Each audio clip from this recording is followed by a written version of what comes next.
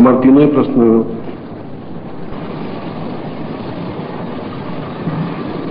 दूसरा और तीसरा प्रश्न आपस में जुड़ा हुआ है कि क्या शिष्य के ऊपर कोई ऋण होता भी है या नहीं, या मनुष्य के ऊपर कोई ऋण होता भी है या नहीं, और अगर होता है तो कैसे चुकाया जा सकता है। और तीसरा प्रश्न है कि अगर हम शिष्य हैं तो किस तरीके से हम विवेकानंद बन सकते हैं। और फिर उसने एक शब्द काम में लिया है पाद पद्म।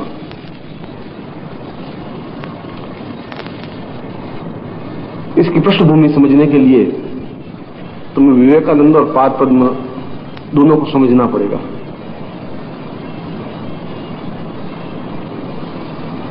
पाद पद्म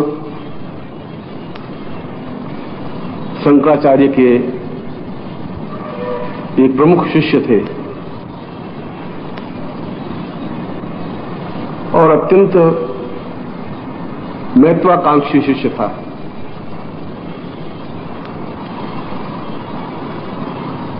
और उसने अपने जीवन में गुरु की बहुत सेवा की और सेवा के द्वारा साधनाएं प्राप्त की और साधनाओं के द्वारा सिद्धियां प्राप्त की।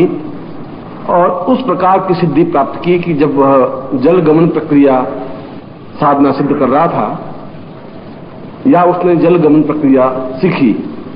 जल गमन प्रक्रिया का मतलब है कि पानी पर भी उसी प्रकार से चल सके जिस प्रकार से कोई व्यक्ति जमीन पर चलता है। और जहां जहां पर उसके पानी पर पांव पड़ते थे वहीं पर स्वतः एक कमल खिल जाता था। उस कमल पर पांव रखता, फिर अगला पांव रखता तो फिर उस जगह कमल खिल जाता, उस पर पांव रखता और नदी या तालाब या समुद्र पार कर लेता था। इसलिए पाद पद्म, जहां पर पद्म खिल जाए, कमल खिल जाए, जिस पर पांव पड़े, इसलिए उसका नाम पाद पद्म पड़ा। उसने इस प्रकार की साधना की, इस प्रकार की सिद्धि प्राप्त की।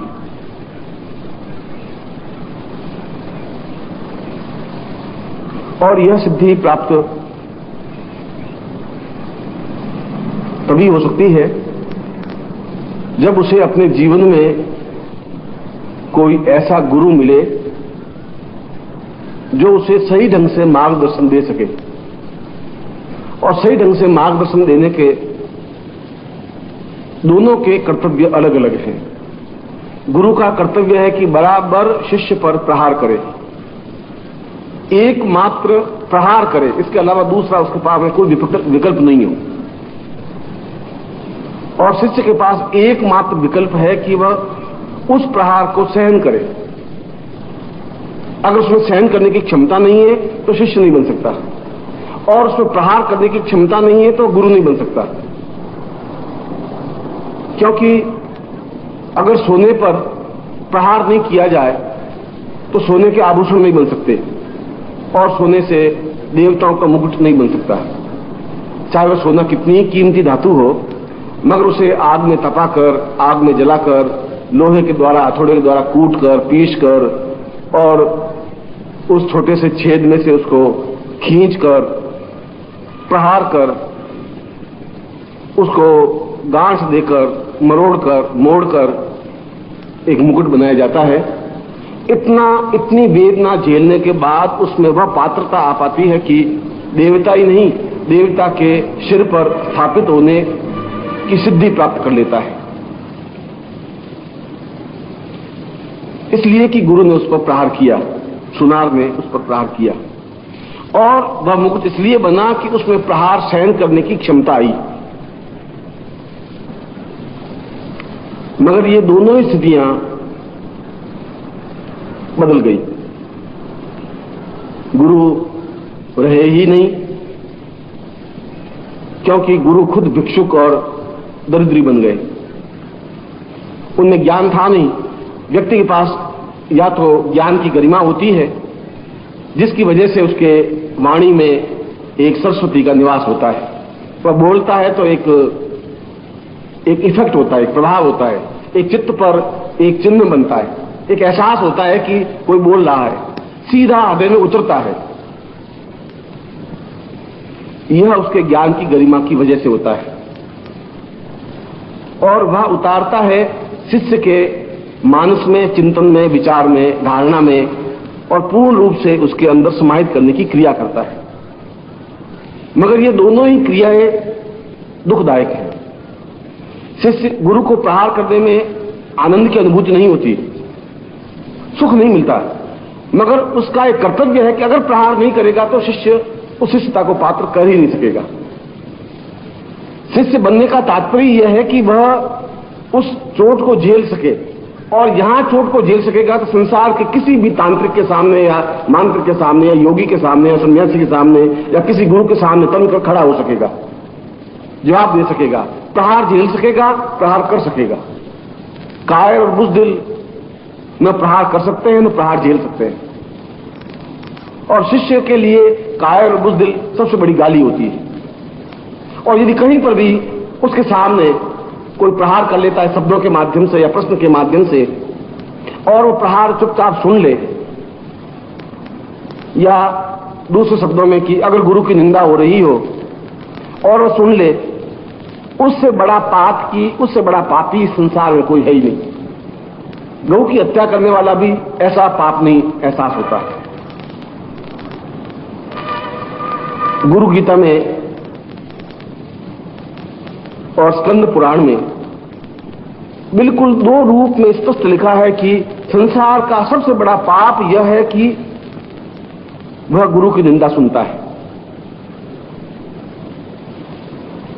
और गुरु की निंदा इसलिए सुनी जाती है कि आप में प्रहार करने की क्षमता नहीं है, और आप में प्रहार करने की क्षमता इसलिए नहीं है कि गुरु ने आप पर प्रहार किया नहीं है।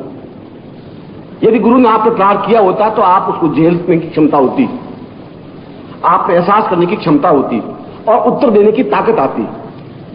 जब प्रहार झेलने की क्षमता आई नहीं आप में, तो फिर आप प्रहार कर ही नहीं सकेंगे।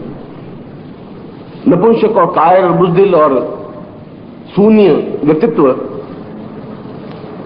जीवन पशुओं की तरह जीवन व्यतीत करते हैं। जीवन का अर्थ है शानदार तरीके से अपने जीवन को पूर्णता तक पहुंचाने की क्रिया। और शंकराचार्य ने वही किया। उस शिष्य को, क्योंकि उसने सेवा की, समर्पण किया और श्रद्धा दी। शिष्य के पास पूंजी केवल 3 चीजें ही होती हैं। चौथी चीज अगर शिष्य के पास है तो शिष्य नहीं है। शिष्य के पास चौथी चीज होनी ही नहीं चाहिए। उसके पास केवल समर्पण होता है, उसके पास सेवा होती है और उसके पास श्रद्धा होती है। और यदि नहीं श्रद्धा है तो वह शिष्य बनने के काबिल नहीं है, वह शिष्य बन ही नहीं सकता। 1000 वर्ष तक पांव दबाने पर भी शिष्य नहीं बन सकता। यदि किसी चीज पर आस्था ही नहीं है, विश्वास ही नहीं है, श्रद्धा ही नहीं। इसलिए मैं उस दिन प्रवचन में कह रहा था कि गुरु करे वैसा तुम्हें करने की जरूरत नहीं है, गुरु कहे वैसा करने की जरूरत है। गुरु ऐसा क्यों कर रहा है तुम उसको अभी समझ नहीं पाओगे, जब समझने की क्षमता आएगी तब हो पाएगा। क्योंकि उसके सामने सैकड़ों कल्प और विकल्प होते हैं, उसको सैकड़ों प्रकार के साधकों से, योगियों से, सन्यासियों से, तांत्रिकों से सामना करना पड़ता है, प्रत्यक्ष रूप में भी अप्रत्यक्ष रूप में भी। रात को सोते समय भी, जागते समय भी, कभी भी कोई भी प्रहार कर सकता है। तो प्रहार करने के लिए सीधा लकड़ी या तलवार लेकर के सामने आने की जरूरत नहीं है, कहीं से भी मान प्रयोग तो हो ही सकता है। जो सर्वश्रेष्ठ बनना चाहेगा उसको उतना ही बड़ी यातना भी झेलनी पड़ेगी, और अपने आप को जिंदा रखने के लिए, अपने आप का वर्चस्व बनाए रखने के लिए उतना ही संघर्ष भी करना पड़ेगा। और वह जब संघर्ष करता है तो उसको किस तरीके से उसको संघर्ष करना पड़ता है वह गुरु जानता है। तुम अभी उस लेवल पर पहुंचे नहीं। और गुरु ऐसा क्यों करता है? इसलिए कि वह कायर बुज़दिल नहीं है, उस चुनौती का सामना करने में समर्थ है। यदि वो एक प्रहार करता है तो उसके ऊपर 4 प्रहार करने की क्षमता रखता है। मगर वो स्टेज तुम्हारी तब आती है जब तुम उस लेवल तक पहुंचते हो या गुरु तुम्हें पहुंचाता है। आज तुम उनके क्रियाकलापों को नहीं समझ पाओगे, उनके चिंतन को नहीं समझ पाओगे, क्योंकि अभी तुम में और उसमें उतना ही अंतर है जितना एक छोटे से पौधे में और पेड़ में होता है। पेड़ तूफान और आंधी को भी झेल करके खड़ा हो सकता है, गिरता नहीं है। और पौधा छोटी सी हवा तेज आने पर गिर जाता है, थोड़ी सी धूप पड़ने पर मुरझा जाता है। पेड़ नहीं गिरता, पेड़ मुड़ जाता भी नहीं, क्योंकि उसने उससे पहले कई अंधड़ तूफान देख चुका है। इसीलिए मैंने उसने कहा था कि शिष्य को गुरु की नकल करने की जरूरत नहीं है, वह जो कहे उसको करने की जरूरत है। इसको श्रद्धा कहते हैं। और अपने आप को पूर्ण रूप से समर्पण करने की क्रिया का भान होना चाहिए। इसलिए नहीं, तुम्हारा समर्पण करने से गुरु की महानता नहीं बनती। गुरु की महानता उसके ज्ञान से है। आज तुम हो, कल को दूसरा आ जाएगा, तुमसे पहले कोई दूसरे शिष्य थे, कल और कोई दूसरे शिष्य आ जाएंगे, गुरु तो वही रहेगा अगर उसमें गुरुता है तो। और यदि वो नकली है, अगर ढोंगी है, अगर वो पाखंडी है, तो 4 कदम से 5वें कदम पे लड़खड़ा जाएगा। फिर वो पूरे भारतवर्ष में कहीं पर भी सीना तान के बोल नहीं सकेगा, क्योंकि बोलने के लिए उसको बड़ा हिम्मत और हौसला चाहिए कि न मालूम किस समय कौन चुनौती दे दे। वेद की चुनौती दे सकता है, शास्त्र की चुनौती दे सकता है, व्याकरण की चुनौती दे सकता है, कहीं पर भी कोई चुनौती मिल सकती है। और उस समय अगर वो नीचे हो जाता है, अगर वो जवाब नहीं दे पाता, तो मैं सोचता हूं उससे बड़ा अपमान गुरु का कुछ नहीं हो सकता शिष्यों के सामने। इसलिए उसमें समर्थता होनी आवश्यक होती है। इसीलिए शिष्य का और शिष्य को गुरुता प्राप्त करने के लिए समर्पण की भावना आवश्यक है। और समर्पण कि त्वदीयम वस्तु गोविंद तुभ्यमेवं समर्पित, मैं कुछ हूं नहीं। उसने मैंने कहा था कि तुम तो मिट्टी के लौंदे हो, न तुम दीपक हो न मिट्टी के घड़े हो। अभी तुम्हें कुछ बनाया ही नहीं गया है, इसलिए बनाया नहीं गया, तुम पे प्रहार किया ही नहीं गया। मिट्टी जैसे दिया बनने के लिए भी अगर इतनी प्रहार उस मिट्टी को झेलना पड़ता है, और तुम्हें अगर थोड़ा सा प्रहार करे तो तुम तिलमिला जाते हो, विचलित हो जाते हो, घबरा जाते हो। मैं सोचता हूं कि अगर तुम्हें वास्तव में एक घड़ा बनाना है सुस्वादु जल का, तो तुम्हें तो बहुत प्रहार करना चाहिए, उतना कि देख लें कि इस आदमी में 20 घंटे काम करने की क्षमता है। यह भी देख लेना चाहिए गुरु को। उसको मालूम है कि एक दिन 20 घंटे काम करके वापस दूसरे दिन 20 घंटे काम नहीं कर सकता, या तीसरे दिन तो कर ही नहीं सकता, थकेगा, शरीर है, यह गुरु जानता है। उसको मालूम है 24 घंटे ही होते हैं दिन रात में, यह भी गुरु जानता है। यह भी जानता है शरीर का एक स्टेज, एक लिमिट है कि एक शरीर ज्यादा से ज्यादा 20 घंटे काम करेगा, 18 घंटे काम करेगा, फिर थक के गिरेगा ही। यह भी गुरु जानता है। फिर भी अगर तुम्हें 21 घंटे काम कराने के बाद फिर दूसरे दिन 21 घंटे का आज्ञा देता है, और फिर तीसरे दिन भी 21 घंटे की आज्ञा देता है, तो उसको जानते हुए भी वो आज्ञा दे रहा है, किसी को तर्क होगा, कोई चिंतन होगा। और ये तुम्हारा अपराध नहीं है, फिर भी तुम्हें गाली दे देता है 10 आदमियों के सामने, अकेले में नहीं, 20 लोगों के सामने फटकार देता है, और तुम तिलमिला जाते हो कि ये लो मेरी तो गलती नहीं, और गुरुजी बस कान की कच्चे, किसी ने कह दिया, बोल गए। वो देख लेना चाहता है प्रहार करके कि क्या मैं उसको इस स्टेज पर खड़ा करने के तैयार है कि नहीं। और अगर आप ढोलक बजाना चाहें तो ढोलक की रस्सियों को खींचना पड़ता है, एक एक रस्सी को खींचना पड़ता है, और खींच करके बिल्कुल आवाज करती टुन की आवाज आनी चाहिए। और उन रस्सियों को ढीला छोड़ दोगे तो ढोलक नहीं बन सकती, और तुम भी शिष्य नहीं बन सकते अगर तुम्हें खींचा नहीं जाए तो। यदि केवल तुम्हें एक मामूली आदमी बने रहना है तो फिर तुम्हें खींचने की जरूरत ही नहीं, फिर तुम्हें अपने आप को कसने के लिए तैयार होने की जरूरत भी नहीं। इसलिए समर्पण की भावना इसलिए जरूरी है कि वह ज्यादा जानता है कि मैं किस योग्य हूं, वह ज्यादा जानता है कि वह मुझे कहां पहुंचाना चाहता है, और वह व्यक्ति इतना गया बीता नहीं है कि मेरे कार्य के ऋण को अपने ऊपर लेकर के मरेगा। व्यक्ति की मुक्ति हो ही नहीं सकती यदि इसके ऊपर ऋण है, तो मोक्ष नहीं हो सकता। और ऋण तो शिष्य का भी बनता है गुरु पर, पत्नी का भी ऋण आता है, पुत्र का भी ऋण आता है। ऋण तो ऋण है। तुम मुझे पानी की गिलास पिलाओगे तो ऋण है ही, क्योंकि तुमने मेरे लिए एक पानी की गिलास ला करके मुझे पिलाई है, और मुझे उसका प्रतिफल तुम्हें देना ही है। अब वो विनिमय कई तरीकों से हो सकता है, पैसों के माध्यम से हो सकता है, ज्ञान के माध्यम से हो सकता है, चेतना के माध्यम से हो सकता है, विवेक के माध्यम से हो सकता है। वह गुरु जानता है कि मुझे इसका कर्जा कैसे उतारना है, और यदि नहीं उतारता तो गुरु का भी मोक्ष नहीं हो सकता, मुक्ति उसको भी नहीं मिल सकती, वह भी जीवन में पूर्णता प्राप्त नहीं कर सकता, वह भी सिद्धाश्रम नहीं जा सकता, संभव ही नहीं है। उसके लिए जरूरी है कि उस ऋण को उतारे, और बराबर उसका हिसाब बिल्कुल नाप तोल सही है कि इतना ऋण इस शिष्य का मेरे ऊपर है, और इतना इसने मेरे लिए काम किया, मुझे इतना करना है। और यह सब कुछ समर्पण और श्रद्धा प्राप्त होती है सेवा के माध्यम से। सेवा, जो कुछ कहे वह करे, उसको सेवा कहते हैं। जो कुछ तुम्हारी मर्जी हो वह करे, उसको सेवा नहीं कहते हैं। उनके पांव दर्द नहीं करे और तुम मार उसके दबाना शुरू कर दो, ये सेवा नहीं है। उसकी जो जरूरत है उस जरूरत की पूर्ति करने को सेवा कहते हैं। मैंने एक लेख दिया था निर्भयानंद का पत्रिका में 2-3 महीने पहले, और मेरा उस समय शिष्य था, 6 साल मेरे साथ रहा, 7 साल रहा, और मुझे आज भी उस शिष्य पर गर्व है। आज भी वह उतने ही प्यार, स्नेह और समर्पण के साथ मिलता है। मगर मैं उसका उल्लेख इसलिए कर रहा हूं कि वह ऐसा शिष्य बन गया था कि मेरी आंख झपकने को समझ जाता था कि गुरुजी क्या चाहते हैं। कहने की तो बात ही अलग थी, मेरी आंख थोड़ी झपकती, वो समझ जाता कि गुरुजी ये कहना चाहते हैं। इतना एक दूसरे से मिक्स हो गया था, इतना समझ गया था मुझे वो। मैं कहूं और करे, वह तो मामूली मनुष्य है। अगर मैं कहूं और करे ही नहीं, वह राक्षस है। मैं कहूं और करे, वह मनुष्य है। मैं नहीं कहूं और इशारा समझ के करे, वह देवता है। और मैं जो ही बराबर उसकी आंख मेरी आंख से मिली रहती, हर क्षण हर पल।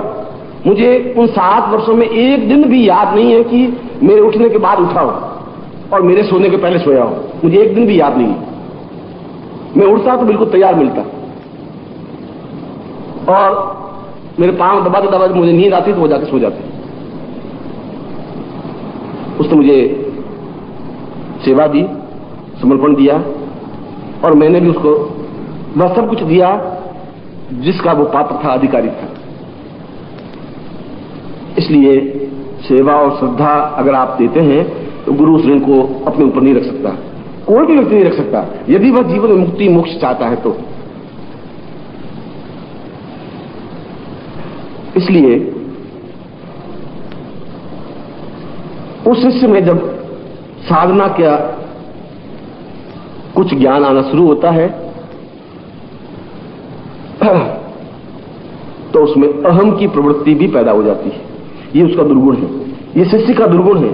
दुर्गुण इसलिए है कि उसके शरीर में वह गंदा खून है, इसको तुम नहीं दंड कर सकते, उसको मिटा नहीं सकते। कल भी मैंने उदाहरण दिया कि एक कामुक व्यक्ति हर क्षण इस चित्र में भी कामुकता को ही देखेगा, इस चित्र को देखेगा, वो इसको ध्यान जाए नहीं जाए नहीं जाए, पर यहां जरूर जाएगा ध्यान, क्योंकि उसकी वृत्ति कामुकतापूर्ण है ही। और यह कामुकता उसके जीवन की नहीं है तो उसके पिता के जीवन की मिली होगी, और पिता के जीवन की, दादा के जीवन की मिली होगी कि तो कई पीढ़ियों से उसका रक्त आ रहा है। वहां तक कि वशिष्ठ गोत्रोत्पन्नो हम, 10,000 वर्ष पहले जो मेरा पूर्वज वशिष्ठ था, मैं उसका हूं, उसके धागे से तुम आ रहे हो। अब उस बीच में खून कहां कहां गंदा हुआ, खून तुम्हारे अंदर वही है, और उस खून का प्योरिफिकेशन गुरु करता है। खून को शुद्धता गुरु दे सकता है तब जब तुम्हारा ऋण गुरु पर चढ़े। अगर तुम्हारा ऋण गुरु पर नहीं है तो गुरु क्या करेगा? गुरु करेगा ही नहीं, कर भी नहीं सकता। गुरु आगे चलकर के समुद्र खुद आगे बढ़ के गंगोत्री के पास नहीं जाएगा कि गंगा तो आओ मुझे मिल लो, समुद्र नहीं जाएगा। गंगोत्री से गंगा खुद उतर करके समुद्र तक जाएगी, उस गंगा को जाना है समुद्र तक। समुद्र अपनी जगह से गंगोत्री के पास नहीं जाएगा, तो गंगा नहीं जाए बीच में सूख जाएगी, फिर भी समुद्र अपनी मर्यादा नहीं छोड़ेगा। अगर तुम्हें शुद्ध अपना खून करना है और उस खून को शुद्ध करने के लिए अगर तुम तैयार हो तो फिर तुम्हारा रास्ता वही है, सेवा, समर्पण और श्रद्धा। ये 3 ही रास्ते हैं जिसके माध्यम से तुम अपने खून को बिल्कुल प्योरिफिकेशन कर सकते हो। और जब तक यह नहीं है तब तक पात्र में साधना तो आ सकती है, मगर साधना के साथ अहम भी आ जाएगा कि मैं कुछ हूं। ये मैं कुछ हूं, ये बहुत बड़ी तकलीफदायक होती है। यह जो अहम है, यह अहम गलता नहीं है, और जिस दिन अहम गलता है उस दिन पूर्णता प्राप्त होती है। अगर मैं तुम्हारे साथ बैठ के तुम्हारे साथ भोजन कर लेता हूं, मैं तुम्हारे साथ तुम्हारी तरह से बात करूंगा, पत्नी के साथ पत्नी की तरह से बात करूंगा, बेटों के साथ बेटों की तरह से बात करूंगा, पोतों के साथ पोते की तरह बात करूंगा। एक व्यक्ति के 25 तरह के जीवन वह जी सकता है, यदि वह जीवन है तो। अंदर लोग नहीं जी पाते, अपनी पत्नी से एडजस्ट नहीं कर पाते, पुत्रों से एडिक्ट गालियां देते हैं, पुत्रों से लड़ाई झगड़े चलते रहते हैं, पत्नी से लड़ाई झगड़े चलते हैं, पोतों से लड़ाई झगड़े चलते हैं, घर घर में ये लड़ाई झगड़े तनाव थे, क्योंकि उनका खून वैसा है, तुम्हारा खून दूसरा प्रकार का है, तुमने दूसरा रास्ता चुना है। तुम उस पगडंडी पर खड़े हो जो दिव्यता की पगडंडी है, जिस पगडंडी पर अपने आप में पूर्णता की पगडंडी है। और यह अहम इसलिए कि उस खून को शुद्ध नहीं कर पाया। शंकराचार्य की सबसे बड़ी गलती थी, ये शंकराचार्य की सबसे बड़ी न्यूनता कमी यही थी कि उसने शिष्य पर पूरा भरोसा कर लिया। श्रद्धा करनी चाहिए थी शिष्य को गुरु के प्रति, यहां गलती हो गई, गुरु ने शिष्य पर श्रद्धा कर दी। ये बहुत गलती, शंकराचार्य को इस गलती का खामियाना भुगतना पड़ा, और शंकराचार्य को नहीं भुगतना पड़ा, आने वाली पीढ़ियों को भुगतना पड़ा, हमको भुगतना पड़ा। 32 साल की उम्र में शंकराचार्य मर गए इसलिए कि पाद पद में अहम आ गया कि ये शंकराचार्य जब तक जीवित रहेगा लोग मुझे पूजेंगे नहीं।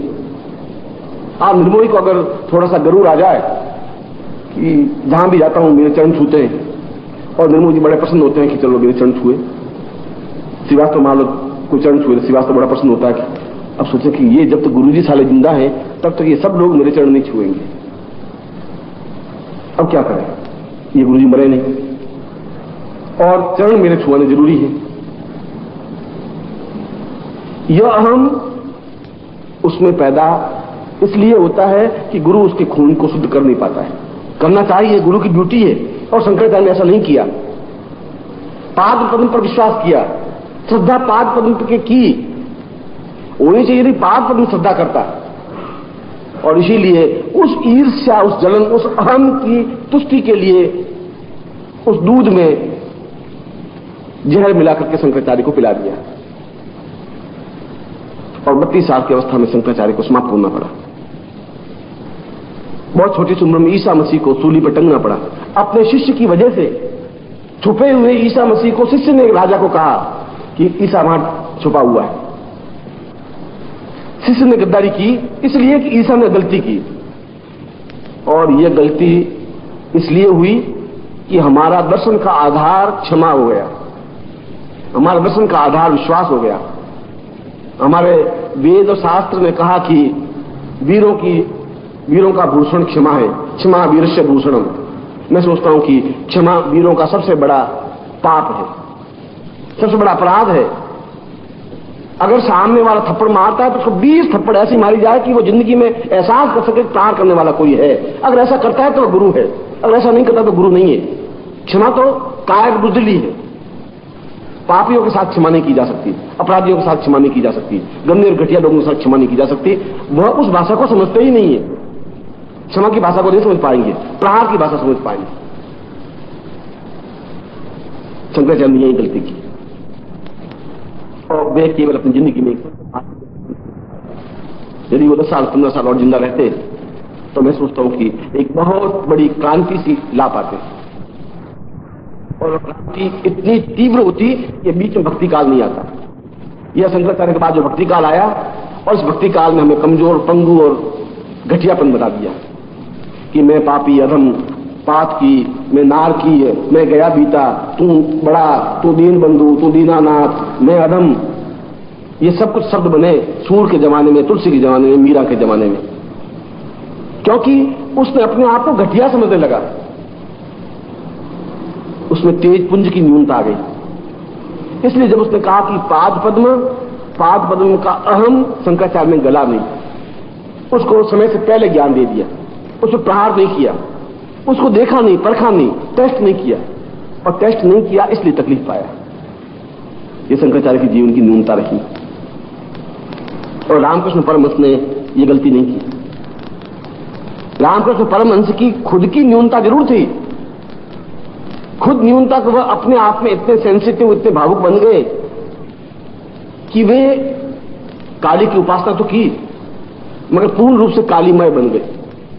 मैं आलोचना न रामकृष्ण परमहंस की कर रहा हूं, न पाद पद्म की कर रहा हूं, मैं वस्तु स्थिति स्पष्ट कर रहा हूं। और शंकराचार्य के सामने बड़ी समस्या थी, रामकृष्ण परमहंस के सामने बड़ी समस्या थी। उनके शिष्य बड़े परेशान थे रामकृष्ण परमहंस से। विवेकानंद एक ही शिष्य नहीं था, उनके तो कम से कम 60 शिष्य थे, 65 शिष्य थे, और जो ही कोई कहता कि जय काली, और रामकृष्ण परमहंस बेसुध हो जाते, मुंह से झाग निकलने लग जाते, काली काली काली चिल्लाने लगते, और शिष्य बड़े परेशान, उनको फिर आवा देते, उनके ऊपर पानी छिड़कते, फिर उनको होश आते, और शिष्य हम हमेशा बड़े चिंतित रहते कि मंदिर से रामकृष्ण परमहंस को बाहर नहीं ले जाया जाए।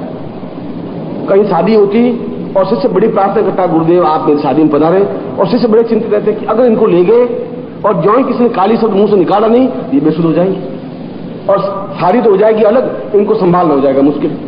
ऐसा हुआ 50 बार हुआ, इसलिए उनको ले जाना बड़ा डिफिकल्ट रहा। जहां भी कोई 4 आदमी बैठे, 25 आदमी बैठे, रामकृष्ण परमहंस प्रवचन कर रहे हैं और जो काली मैया की जय, और वही रुक जाते, मुंह से झाग निकल जाते और बिल्कुल खो जाते उस काली में, और मैया काली बस ऐसा एकदम से ऐसा लीन हो जाते। ये उनकी तुरीयावस्था थी। तुरीयावस्था का मतलब है कि समाधि में चले जाने की प्रक्रिया। और इस गलती को विवेकानंद ने देखा। यह न्यूनता थी।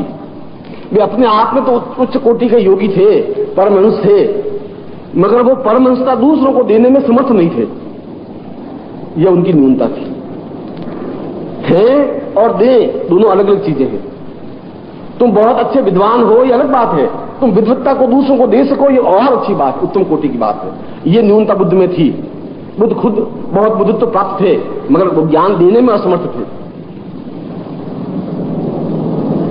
महावीर अपने आप में उच्च कोटि के ज्ञानी थे, मगर वो अपनी बात को दूसरों के गले उतारने में सक्षम नहीं थे।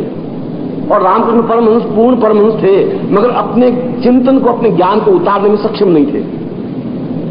और यह न्यूनता विवेकानंद ने देखी और उन्होंने उस रास्ते को थोड़ा सा बदला और राजयोग निकाला। विवेकानंद का राजयोग आपने पढ़ा होगा। और रामकृष्ण परमहंस ने बड़ी चतुराई की। उसने उसके कुंडलिनी के 3 चक्र जागृत किए। 7 चक्रों में 3 चक्र जागृत करने के बाद कहा कि अगले चक्र मैं अपनी मृत्यु के आसपास तेरे जागृत करूंगा, पहले नहीं। अब विवेकानंद बड़े ही परेशान, बड़े ही व्याकुल, क्योंकि उन 3 चक्रों के जागृत करने का आनंद तो प्राप्त किया, मगर पूर्ण आनंद तो 7 चक्र जागृत करने पर ही होता। बड़े विवेकानंद परेशान, कैसे हो, क्या हो, इस आगे के चक्र को जागृत कैसे किया जाए।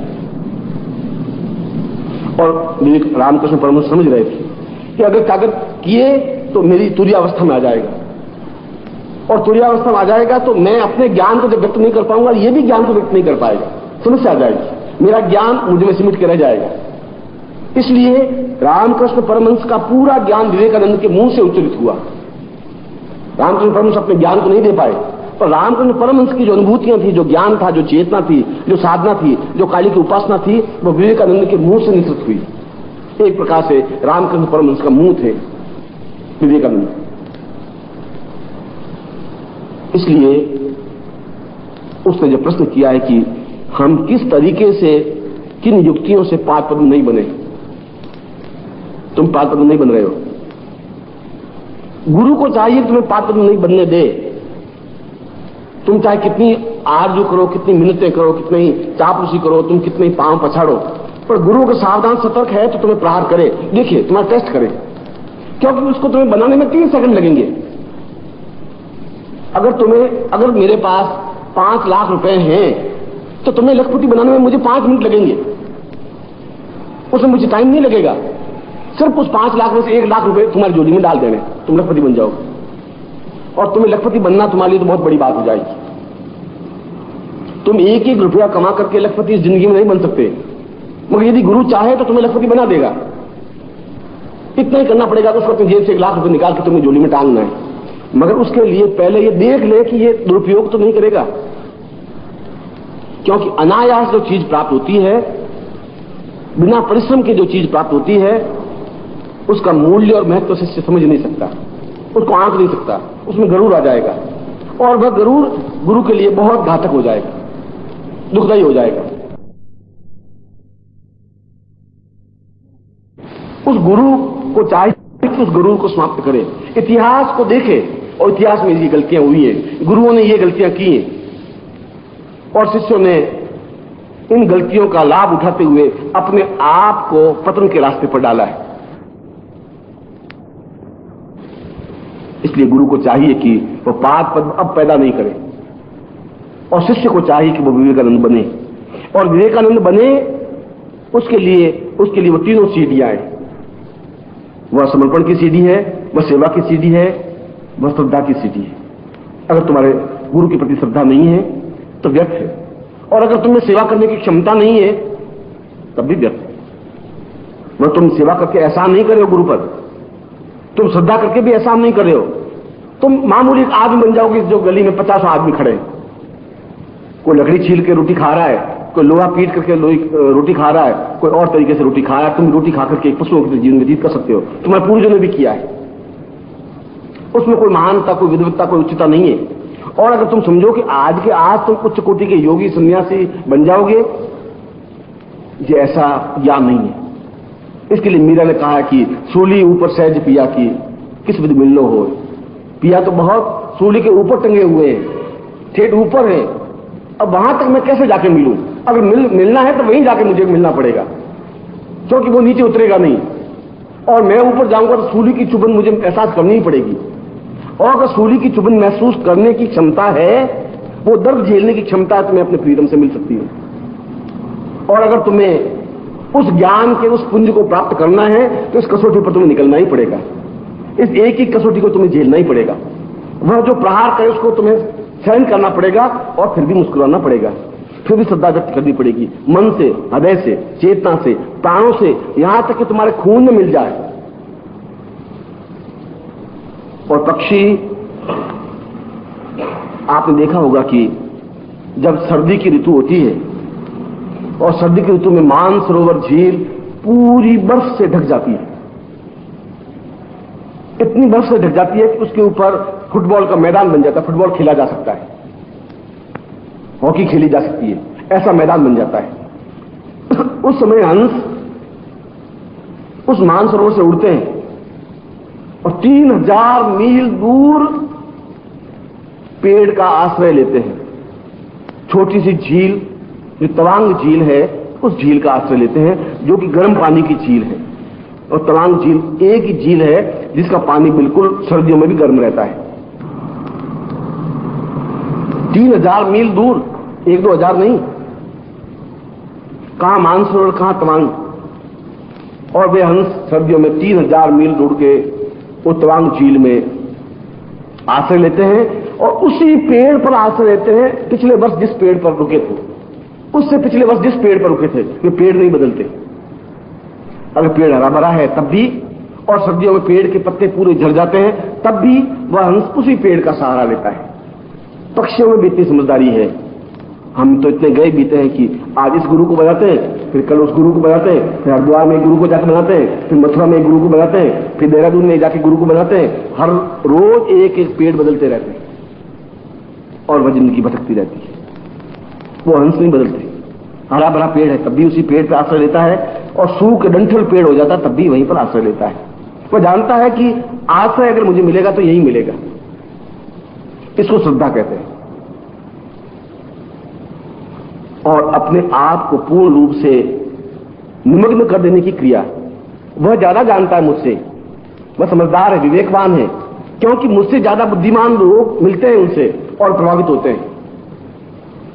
ये जितने बनिए लोग मुझे मिल रहे हैं, ये जितने सेठ साहूकार मिल रहे हैं, तुमसे ज्यादा अक्लमंद है, तुमसे ज्यादा चालाक है, तुमसे ज्यादा धूर्त है, और धूर्तता से लाखों रुपए कमाए उन्होंने, तुमसे ज्यादा मक्कारी उनमें है। और उनको भी आंख नीची करके खड़ा होना पड़ता है, क्योंकि मैं उससे भी ज्यादा तेजी के साथ बात कर सकता हूं। उनकी मक्कारी को मैं समझ लेता हूं, उनकी चालाकी को समझ लेता हूं, उनकी धूर्तता को समझ लेता हूं। वे जहां से बोलते हैं उनकी आवाज को पहचान लेता हूं।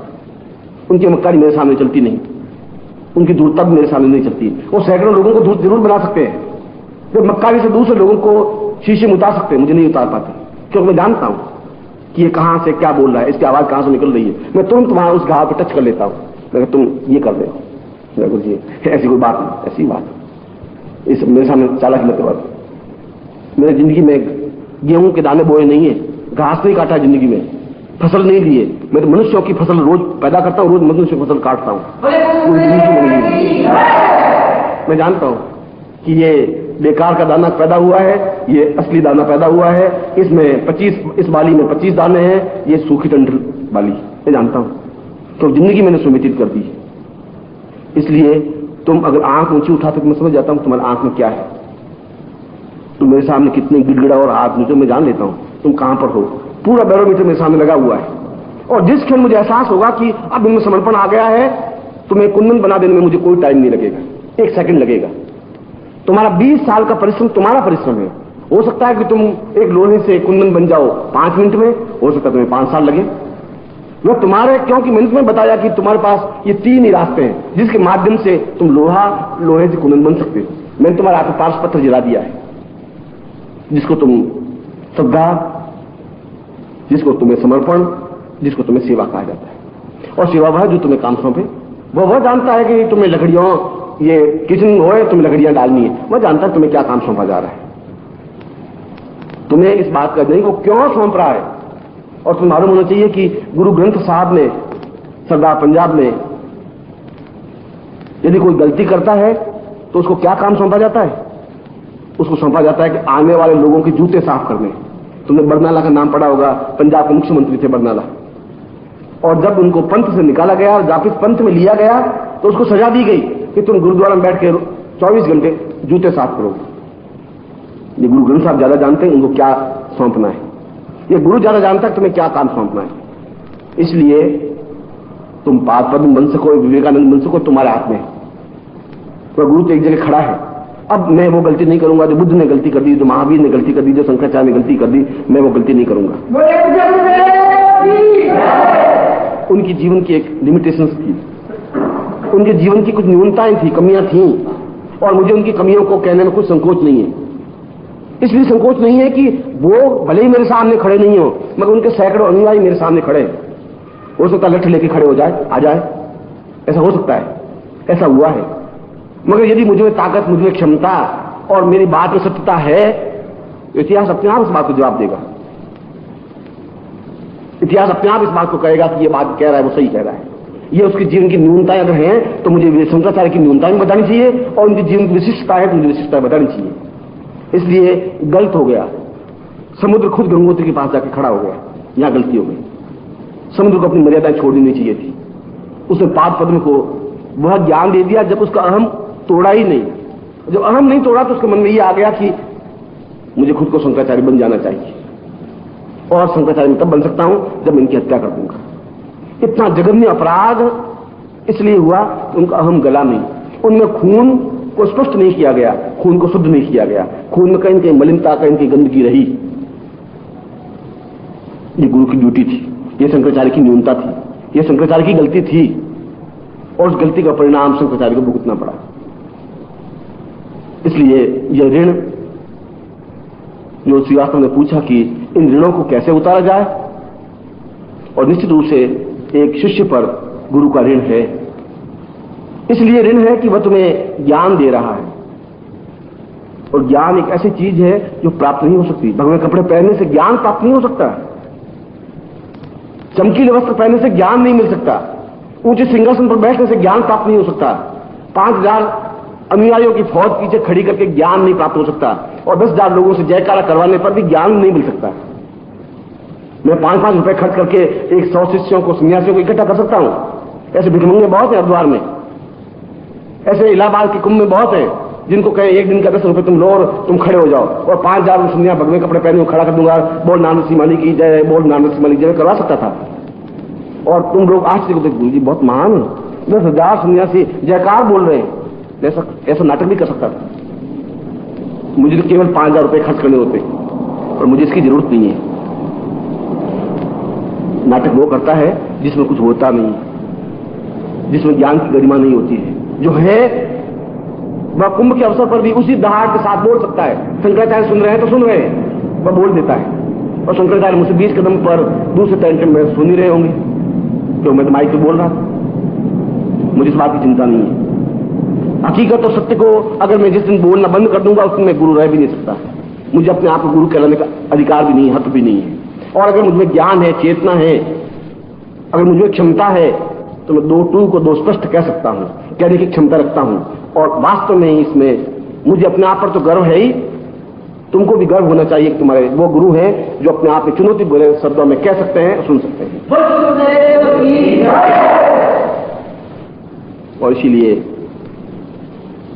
मैं तुम्हें आशीर्वाद देता हूं कि तुम में यह पात्रता पैदा हो, तुम अपने आप को सुधार सको, तुम अपने आप में समर्पण पैदा कर सको और इन तीनों तत्वों के माध्यम से अपने रक्त को शुद्ध प्रभावित कर सकते हो। और जिस दिन कर दोगे उस दिन अपने आप ये लोहा सोना बन जाएगा। क्योंकि पार्श्व पत्थर तो हाथ में लिया हुआ है, टच करना है, उसमें कोई कीमियागिरी नहीं है, कोई रासायनिक क्रिया नहीं है, 1 सेकंड का काम है। अब उसके लिए तुम कितना प्रयत्न करते हो ये तुम पर निर्भर है। 4000 मील गंगा को चल करके समुद्र में मिलना पड़ता है।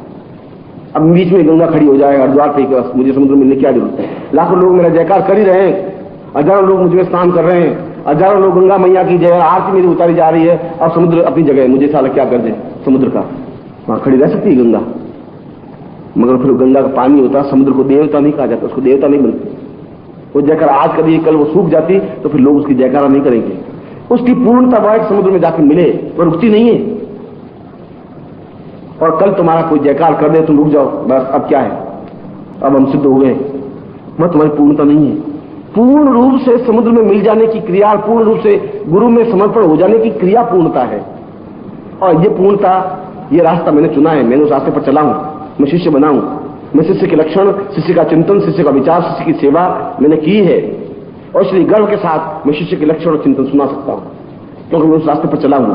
मैं खाली भगवे कपड़े पहन के खड़ा हुआ नहीं हूं, खाली मैंने जयकार नहीं करवाए और खाली मुझे जयकारों का आनंद नहीं है। मैं तो खुद मना करता हूं कि मेरे जयकार करने की जरूरत नहीं है। मैं कहता हूं कि मुझ में है तो लोग अपने आप मुझे पहचान लेंगे, आज नहीं पहचानेंगे तो मरने के 100 साल बाद जरूर पहचानेंगे, एहसास करेंगे। तो शंकराचार्य मरने के आज 2000 वर्ष बाद हम बहुत पछताते हैं कि इतने महान व्यक्तित्व को समाप्त कर दिया, मूर्खता से, गलती से, त्रुटि से। आज उसके ज्ञान को, उसके शंकर भाष्य को हम जब पढ़ते हैं तो एहसास करते हैं कि कितना अद्वितीय विद्वान था, कितना परिश्रमी था, कितनी उच्च कोटि की योगी था और स्वयं शंकर का साक्षात स्वरूप था।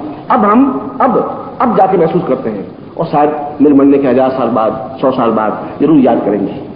मैं करेंगे तब वह व्यक्तित्व सामने नहीं होगा जिससे हम बतिया सकेंगे, बात कर सकेंगे, जिनके चरणों में बैठ सकेंगे, जिससे आनंद ले सकेंगे, जिससे ज्ञान प्राप्त कर सकेंगे। बहुत जीवन की न्यूनता हो जाएगी। ईश्वर करे तुम्हारी आंखें खुले, तुम्हारा तीसरा नेत्र जागृत हो, तुम सामने वाले स्वरूप को पहचान सको, तुम्हें ज्ञान का एक अवगाहन पैदा हो सके और तुम्हें श्रद्धा, समर्पण और सेवा आ सके। मैं तुमको ऐसा ही आशीर्वाद दे रहा हूं।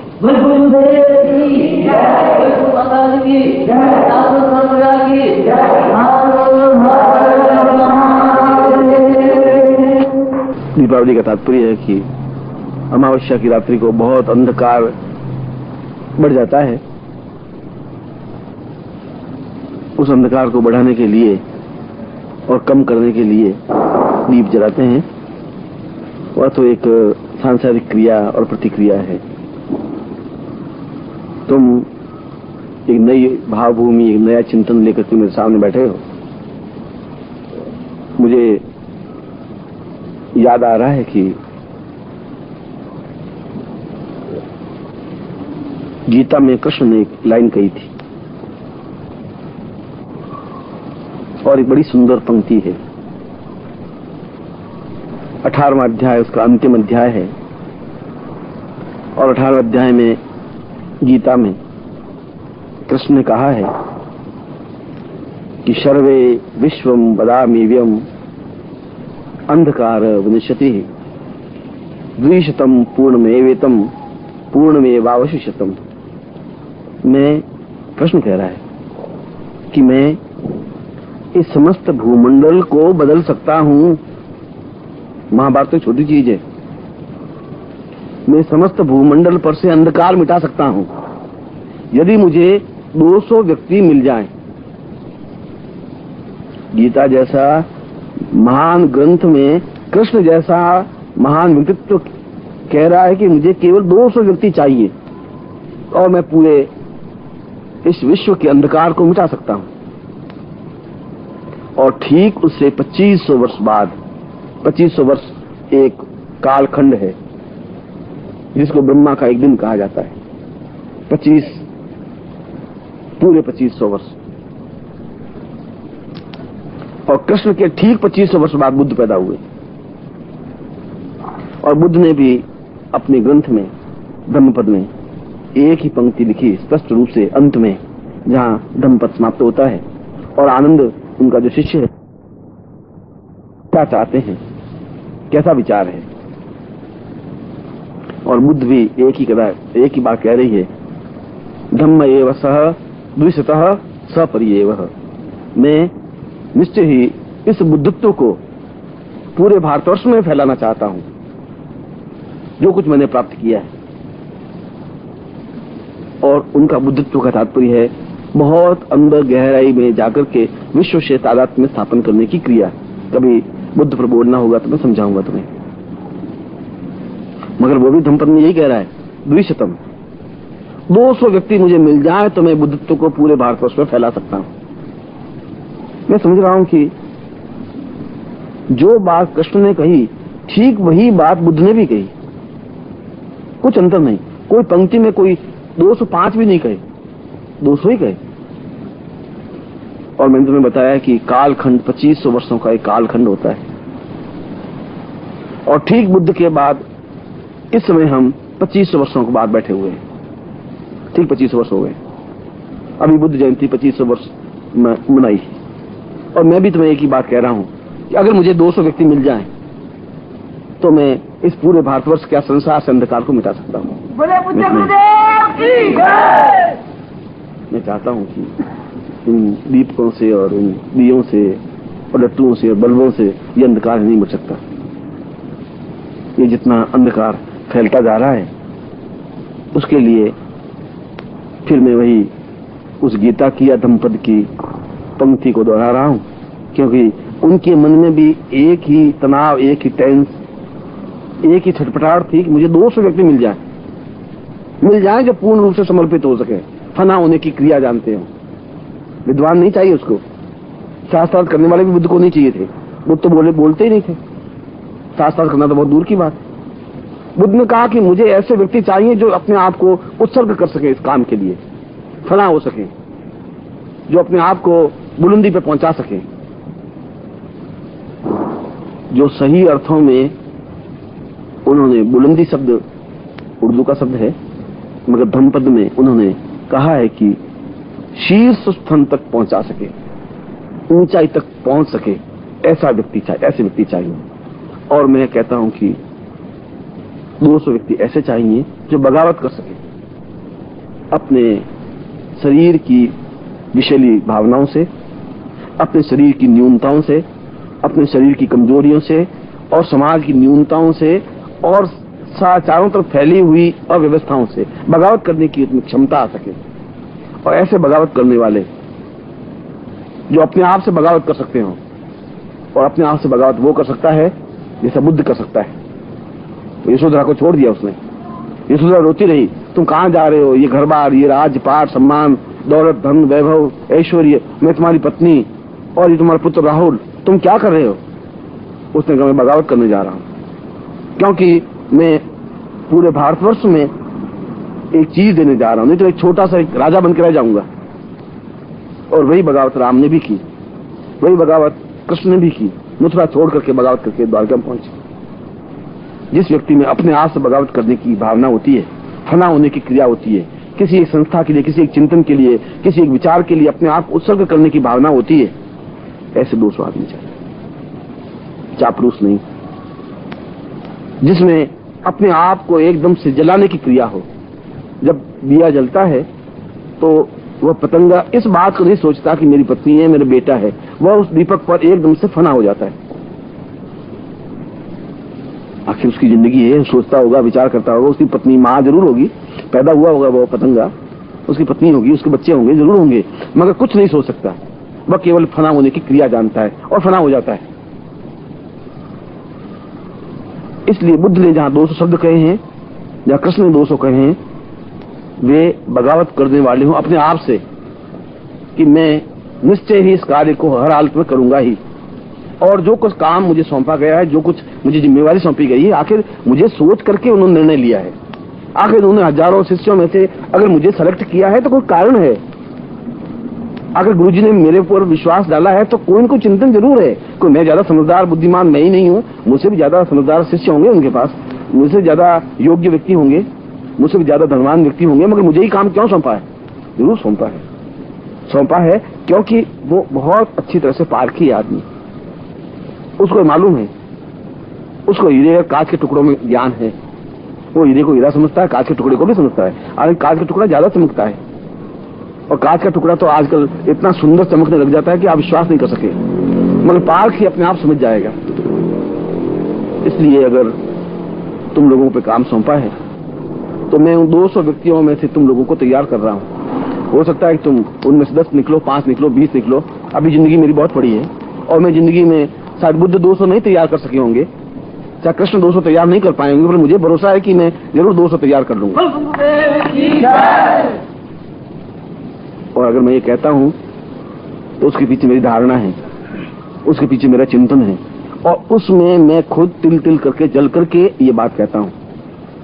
मैं खुद एक एक क्षण अपने आप को जलाता हूं, आराम से पलंग पर लेटा हुआ बात नहीं करता हूं, मसलन के सहारे टिका हुआ पेट फैला करके बात नहीं करता हूं।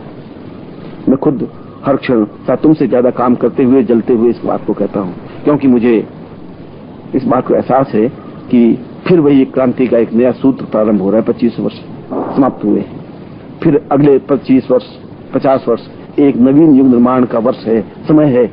जरूर इसमें कुछ लोगों को हमें चाहिएंगे। इसलिए तुम लोगों को जो काम तुम कर रहे हो ये अपने आप में एक अद्वितीय कार्य है। तुम नहीं समझते कि ये क्या चीज है, तुम उस चीज को समझने की अभी क्रिया तुम में नहीं है, अभी तुम्हें क्षमता भी नहीं है उस चीज को समझने की। मगर मुझे मालूम है कि मेरा दृष्टि कहाँ है, मुझे मालूम है तुम्हें मैं कहां तक पहुंचाना चाहता हूं, ये भी मुझे मालूम है तुम्हें कहां खड़ा करना है, और मैं उस जगह तुम्हें खड़ा करने के लिए उस यंत्रणा ग्रह से निकाल रहा हूं जिसमें से, उस आग में से तप करने के बाद वह सोना स्वर्ण बनता है, और वैसा स्वर्ण देवताओं के सिर के ऊपर जाकर बैठ सकता है, मुकुट बन सकता है, क्योंकि उसको आग में तपाने का सोनार को ज्ञान है, उसको मालूम है सोना है, मगर उसको जलाना जरूरी है, तपाना जरूरी है, उसको ठोकरें मारनी जरूरी, पीटना जरूरी है, लोहे से प्रहार करना जरूरी है, और चोट से घबरा जाएगा तो सोना नहीं बन सकता, वो कुंदन नहीं बन सकता, वो कांच का टुकड़ा बन सकता है। इसलिए अगर मैंने तुम्हें काम सौंपा है तो मुझे एहसास है कि मैं तुम्हें क्यों सौंपा है, और तुम्हें खड़ा किया है तो मुझे मालूम है कि तुम्हें मैं कहां खड़ा करना चाहता हूं। मैं उस जगह खड़ा करना चाहता हूं जहां केवल तुम्हारे परिवार, माँ बाप, भाई बहन ही नहीं, लाखों लोग तुम्हें देख सकें और तुम लाखों लोगों का कल्याण कर सको। मैं उस जगह तुम्हें खड़ा करना चाहता हूं, और मुझे विश्वास है कि मैं तुम लोगों को उस जगह खड़ा कर सकूंगा, क्योंकि मुझ में इतनी क्षमता है, मुझ में इतनी सामर्थ्य है। शायद आने वाला समय मुझे पहचान सकेगा। मैं एक बार फिर तुम्हें हृदय से आशीर्वाद दे रहा हूं। गुरुदेव की जय, गुरुदेव की जय।